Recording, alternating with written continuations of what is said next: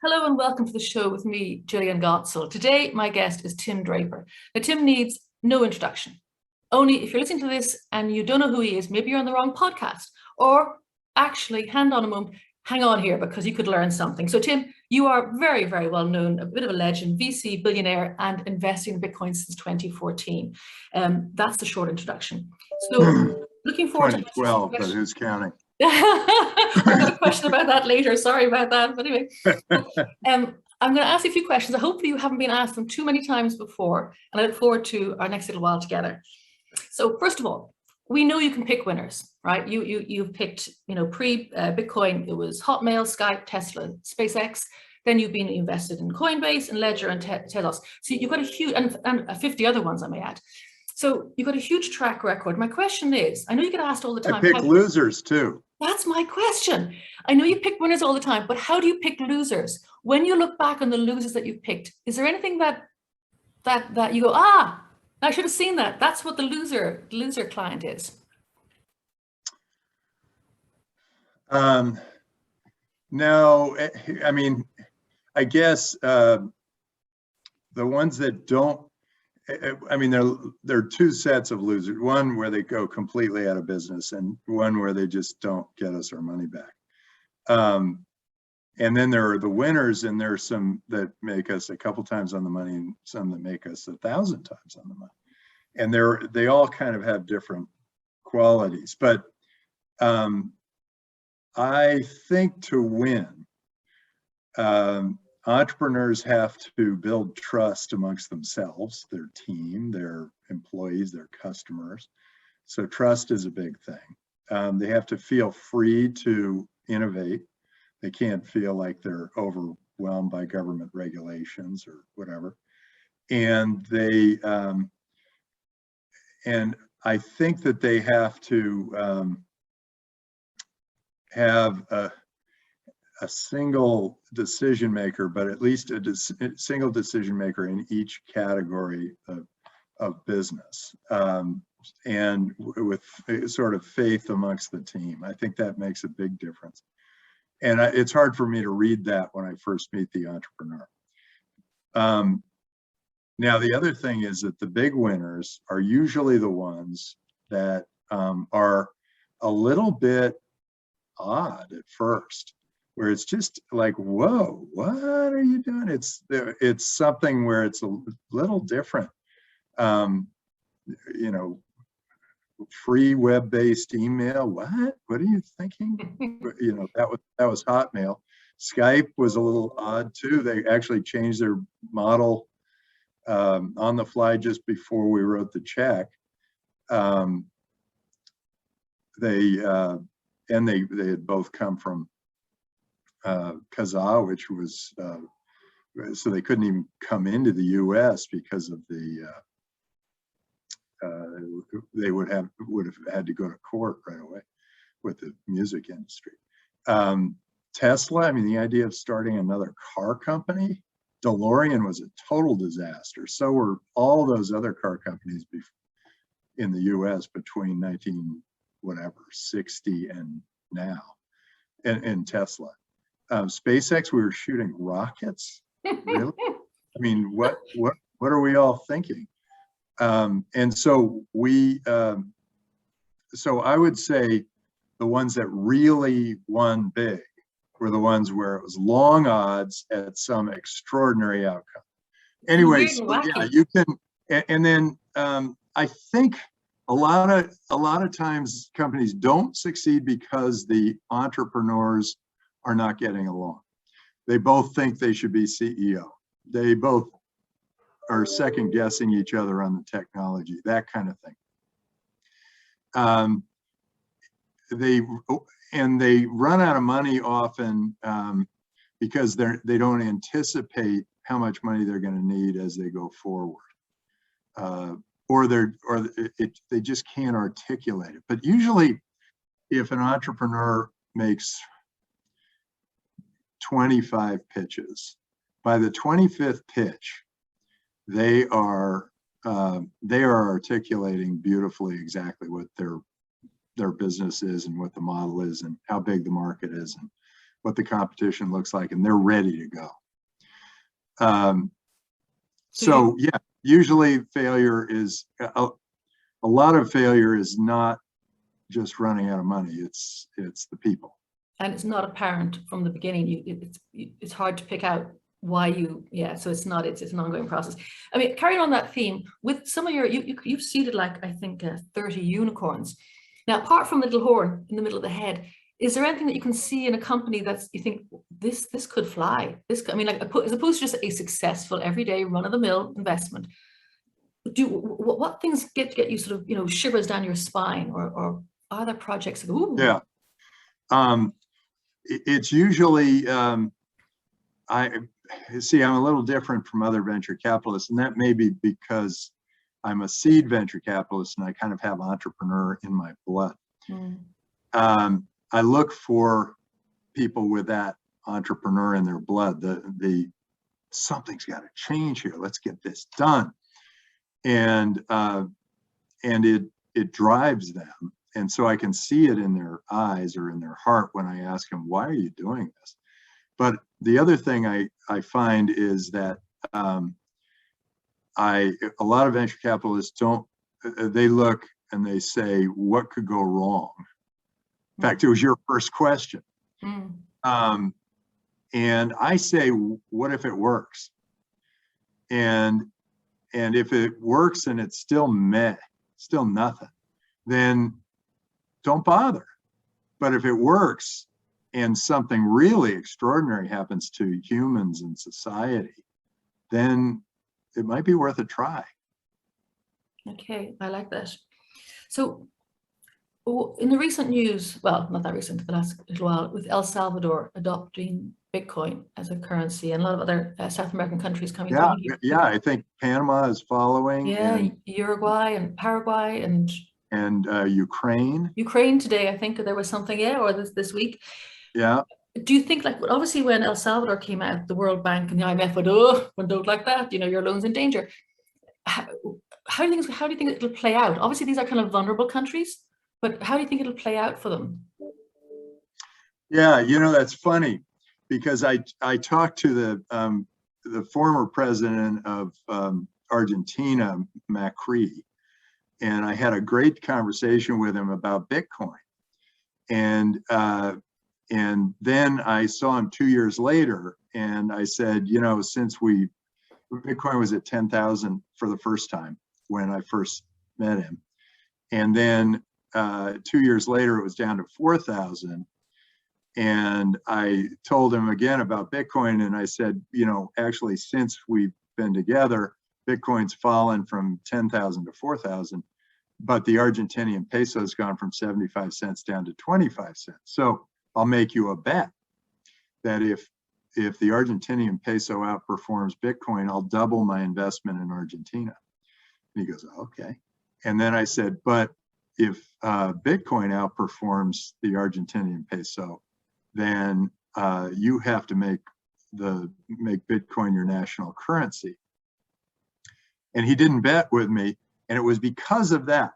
He was concerned about the IMF coming after him. But what he missed was all the flow of entrepreneurial activity that would come into a country that would make Bitcoin a national currency. And I think El Salvador's got that. And I think the IMF loan is in much better shape, because now I'm making a trip to El Salvador. All these other people are going to make trips to El Salvador. Entrepreneurs are going to go there. El Salvadorians are going to know more about a Bitcoin economy than anyone else, because they will be a leader in how you can move Bitcoin into your system. They will be the first to adopt OpenNode for retailers. They'll be the first to create a system of accounting around Bitcoin. All of a sudden, that's going to be, they could potentially be one of the richest countries in the world as we go forward. So I think it was a brilliant move. I think it was, who was going to go to El Salvador before that? And it had been corrupt, and all of a sudden it's I mean, now it's got a trusted currency. Now it's got Bitcoin. They don't have to deal with sort of a, government currency. Now they've got a new currency they can operate with. In fact, I'd love to operate a venture fund all in Bitcoin, where I invest in Bitcoin. The companies pay their employees and suppliers all in Bitcoin, and the whole thing is a closed loop on the blockchain, so that everything's a smart contract. When a company sells out, all the money goes through a natural waterfall into everybody's Bitcoin wallets. My investors are all paid exactly what they're supposed to be paid. We're paid exactly what we're supposed to be paid. The companies get exactly what they're supposed to get. And you build it all into software. It is so much more effective than going through transfer agents and lawyers and accountants and auditors and bookkeepers and whoever else gets in the way of this kind of progress. So yeah, huge breakthrough. And I did suspect that it was going to be a number of these smaller countries who were the first to move. It's just like in a startup, the small companies are the ones who are the first to adopt new technologies, because the big countries or the big companies are like big boats. It's hard for them to move. They can't just turn on a dime and say, let's go do this, unless they do it sort of in a skunk works. Because there was a story that I read too about Bitcoin Beach, also in Salvador in 2018, where they did an experiment with a little El Zonte, I think, or El Zonte. And what I loved about that was they gave everybody $50. This is a bunch of California, sort of hippie guys, whatever. And they paid people. They encouraged, asked everybody to accept Bitcoin, and they gave them all Bitcoin. They also paid for things like, lifeguarding or collecting rubbish. But the really interesting thing that I read about it, and I don't know how successful it was, but the one thing I loved about it, a local said, young people have hope. Before, their joy was to get across the border off into America, but now they can see they're part of a larger community. So I think you're right. It's actually very exciting. I love this stuff. So I think if the U.S. government had any guts at all, they would have made those PPP loans all in Bitcoin. And there's no reason they shouldn't do, they've got another 3.4 trillion they're about to spend. That should all be put out in Bitcoin, because then it retains its value, and it doesn't, and it allows true honesty throughout the system. You're not going to see people trying to cheat it, because you get your Bitcoin wallet, here's your identity. But it does seem like the people who are running Washington are way past their prime. They don't want change. No, they're not trying for change. But I think we're ready for change. This would be a really good time for an innovative leader to step up and say, hey, we should have a Bitcoin economy. We should have our all of our payments for whatever it is, for healthcare, insurance, and welfare, and social security, all go out in Bitcoin, so that we have a secure system. We can now there are great identity companies out there that will make it so that people can't get 5 welfare checks or whatever happens out there now. So this is a really exciting time, and I fear that the U.S. is falling behind other countries because they're innovating around these new technologies, and the U.S. is not. The U.S. government is not. The private sector sure is. Yeah. The entrepreneurs are, the businesses are, but the U.S. government, it's so big. It's so big. It's just bloated, and nobody can make a decision, and they're not a lot of innovative things going on. A lot more backbiting and not so much looking toward the future. So I'm looking forward to having somebody like Suarez, the mayor of Miami, or become the president, and then all of a sudden we're going to have somebody who is forward thinking, recognizing the value of all these new technologies, recognizing that we don't want to fall behind.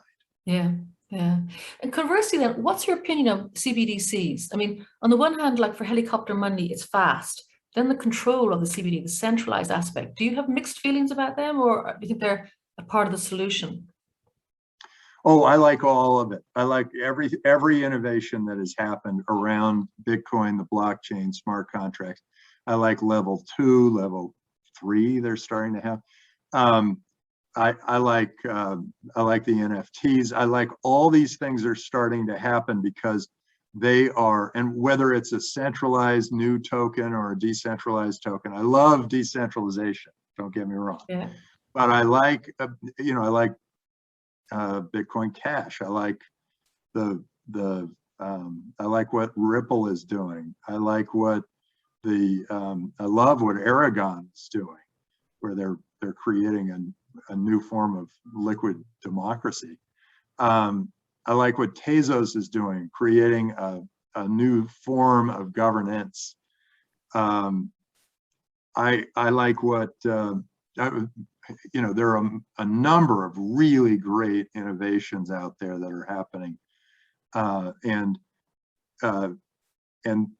the reason I like Bitcoin the most is that it is completely decentralized, and that it is global and open and transparent.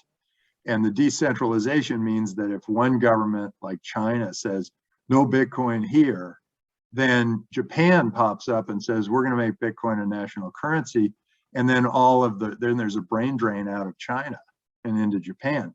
So I think that governments that overregulate do it at their own peril, and I think it's time for and the U.S. government has done this balancing act. Ideally, they operate with a very light touch, and if you have a very light touch, then great things can happen. I mean, if we had like regulated the internet when it had just gotten started, it would have just crushed us. We would have lost all that economic value, all those jobs. We would have lost all that influence on the world. So yeah. Do you know what I love? You're very, I love your answer, because I thought you were saying yes, it's got definitely, you love everything. And I don't mean that in a just sort of an unconditional way, but your passion is huge. So it brings me to a question I think is quite important. Because you are an important person, when you Google your name, we see your age. Apologies, you're 64. So whether you remember, no, they got it wrong. Oh no, it's even worse. Complain. Okay, but I wanted to ask you a question, because I'm doing another article too as well. I'm looking at people, because I'm 56, right? So I'm a bit old in terms of the industry, and I'm a woman. So I'm kind of like I'm this old bird that's kind of going around going, oh, I love this.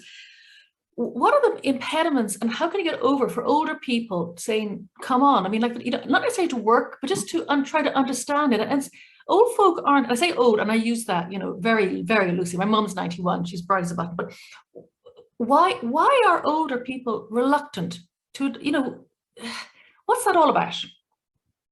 Do you know? Oh, yeah, I do. Older people resist change. They don't want a lot of change. They kind of like it the way it is. Look, I'm living okay. I worked really hard to get where I am. I'm living okay. Don't change anything on me.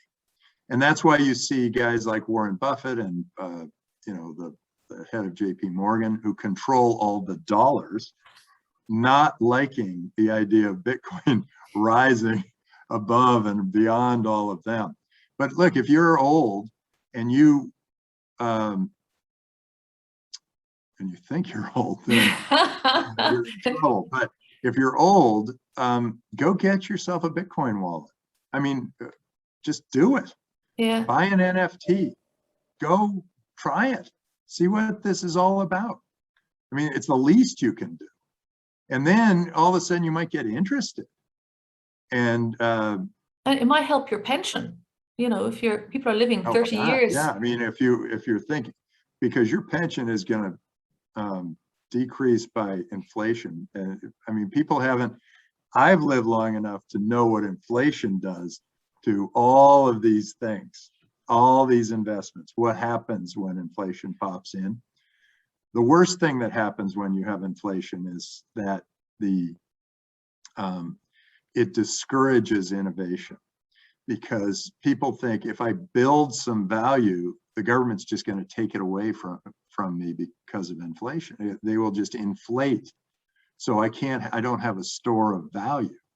Now Bitcoin solves that problem, but inflation is very dangerous to innovation. It's dangerous to a lot of parts of society, because if you think you've earned a bunch of money and then it just disappears because of inflation, it like drops 10% a year, or in Argentina it's like 50% a year. There's no incentive to build any value, because so you kind of live for the day. So I would say, yeah, your pension is at risk. You should probably buy some Bitcoin just to hedge your pension, but you should also do it for the good of your brain plasticity. I like that. I mentioned earlier, so I said older folk, women. You're a third generation financier. Your children are also financiers. And with your daughter in particular, with Jessie, she invests in companies too as well. Does she, or maybe she doesn't, is there any difference in her investment patterns as a woman? Do you see anything differently, or is it just all the same? Actually, I'm so proud of her every time I talk to her, because I ask her questions about her business and I think, oh my gosh, this is all the thinking I went through when I was getting going. You know, it was like, oh God, I'm on the board of this company and the CEO's spending too much, and you know, she's on top of it. She is on it. Her branding is different. She said, I'm only backing entrepreneurs who are women or women in the team, and that limits who she can back, but it doesn't change the nature of the business. It doesn't change what she has to think about, where she has to go with it. She backs a lot of technology companies, a lot of really interesting businesses, and her results are good. I mean, that's what's really cool, is that her results are good. And then of course Adam runs Boost, and that has been a rocket ship. It's amazingly successful, and he just backs science fiction. He just says science fiction to reality. I read that. Yeah, that's interesting, isn't it? That's so your kids have got very unique. And then Billy approaches. worked with me for 4 years, and he started Path Ventures fairly recently, and going after consumer technology. So they have focused on industries. I have always kept myself a generalist, but then I'll say, okay, if you're an entrepreneur, like right now, I'll say, if you're an entrepreneur and you're starting a business in any way decentralizing government, I'm interested to see it. I think that might be a big industry. Decentralizing insurance, government, any of the really big industries, then I'd be very interested to talk to them. Yeah, because I think it's even like with the state of California, you want to break it up into 6 different parts. I know that's your interest in the past. So do you think, I'm going to ask you, is there, in this beautiful decentralized disruptive future, is there a role for government? Do you think it's more like the hyper local? Is that where we're going to have true government rather than the centralized body? I actually think that you need both. You need local and you need a government, sort of a federal government. But it will be very interesting. The local will be really tied to, you know, where you're allowed to build or how you're allowed to, you know, move around and that kind of thing. And the federal will be sort of a moral high ground. But I think that most government will be done offshore or up in space, where we will have virtual governance, because I can create an insurance company with surveillance tools and the internet, and you could pay your premiums in Bitcoin, And then even before you knew your house burned down, we will have put a bunch of Bitcoin in your wallet. Yeah. And that's a much better insurance company than any, one right now. If you issue a claim, it's a big fight, and then takes 6 months, you get a big headache, and then finally you get a check that's maybe some sort of a compromise. But imagine getting the money right away. It may not be all the money you were hoping for, but you're getting money right away to get you through this period where your house is burned down, or you've had a heart attack, or you've whatever. And the surveillance can be on body, up in the air, by camera. I mean, many ways to surveil. And then by doing that, you can provide great insurance. Well, what is government? But it's 85% insurance companies.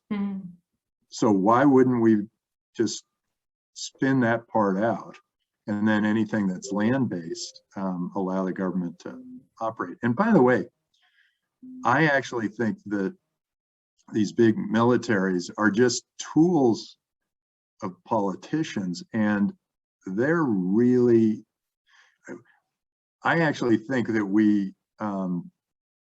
it won't be long before there's so little difference between living in one country or another, because we all have access to smartphones. We all can create businesses. They can spread all around the world. So you're going to start seeing the world become much more even. So keeping people out of a country is probably going to be less and less of a thing. And eventually borders will be people of the world, and we'll just go. And people, I'm hoping and I'm thinking that my grandchildren will ask me the question, maybe I'll be dead, but they'll ask me the question, what are those things on these? And I'll say that's customs buildings. And they'll say, well, what were they for? Well, it was to keep people from going across this little line. And they'd say, well, that's stupid. And that, I think, will be what the next generation, or the one after that, will experience. They'll experience a world that is wide open. And while we're getting to that world, I actually think that we're right now seeing nationalism and patriotism and all that stuff, and trade wars and all that stuff. It is not helping, but what it is the roar of the dying lion. So when you see a politician saying, oh, we got those guys, they're making trouble for us, da, da, da, da, da. I think what happens there is you are seeing the roar of the dying lion. That's a dying lion. The young driven lions, those guys are the ones who are saying, hey, I don't care where you are. You could be in Timbuktu. If you're a good programmer, I want you on my team. If you're a good marketer, I want you on my team. And being tied to a physical presence is no longer relevant. And that's why I look at California and I think, how stupid is this state by putting up a bunch of laws and regulations around employment? Because it's just going to make sure that every business person wants to employ people outside of the state. You start putting these regulations down. Oh, you should do this. You should do this. You should do this. As soon as you start piling those on, the business people go, well, wait a second. How do I work around this? Because this sure isn't working for me. And so they might hire 2 people in California and 300,000 from Pakistan. Yeah, no, that makes sense. I have 2 last questions. I'm conscious of your time. One is long, one's short. Well, you've been asked many times about selling Bitcoin. Would you sell Bitcoin? You go, why would I sell? Currency of the future for the currency of the past. We're like swapping dollars for Confederate dollars. It's even better than that now. Euros. It's sort of the currency of the now. The now, actually, you're right. Bitcoin is the currency of the now, and fiat is the currency of the past. And I look and I think, I mean, would I want to sell my euros for drachma or for French francs? No. Yeah. Irish I would punts. want to hold on to euros. But if I can hold on to Bitcoin, I would dump my euros. So I think that is happening. And as soon as I can buy, this is the logic there. As soon as I can buy my food, my clothing, my shelter with Bitcoin. And by the way, I bought a house and the guy asked me for Bitcoin and I said no, but he said I'd take Bitcoin.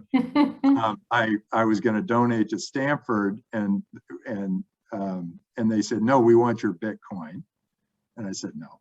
But and now there are more and more stores opening up and shops opening up that are accepting Bitcoin because they can use OpenNode and it saves them money. And they get to store some of the Bitcoin because they like it.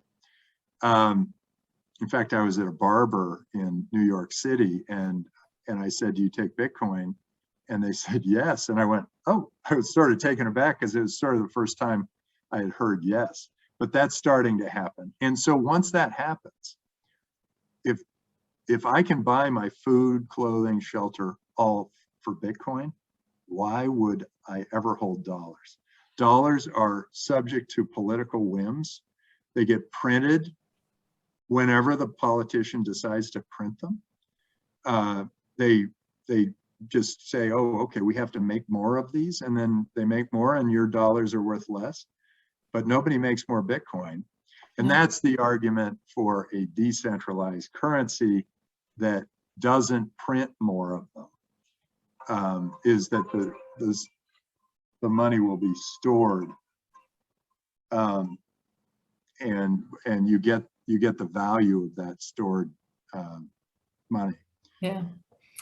So yeah, you're better off operating Bitcoin. So I mean, the moment I can buy my food, clothing, shelter, and anything else I want with Bitcoin, I will sell all my dollars into Bitcoin. Okay, that's interesting. My final question is, I didn't realize you have an honorary doctorate from Trinity College in Dublin. That's my old alma mater. So my question is, when are you next coming to Dublin and can we have a coffee? I don't know. I might be in Dublin sometime. One of my good buddies, Paddy Cosgrave, is from Dublin. And are you going to the Web Summit then? Yeah, but that won't be in Dublin. That's in it's Lisbon. Lisbon. I might see you there. I'm going to the Web Summit this next month, November. Fantastic. So I might see you there. Oh, I know Paddy vaguely. Thank you so much for your time today. It's been an absolute pleasure. I've loved your answers. Good questions too. That was fun. I'll bet people like your podcast. Yeah, well, thank you. Well, I tried not to ask the obvious ones. Good. Send me a link. I'll post it up. Thank you. And I'll see you in Lisbon then. See you next month. See you in November at Web Summit. Tell Paddy I'm coming over. Thank you so much. Thank you, Tim. Bye-bye.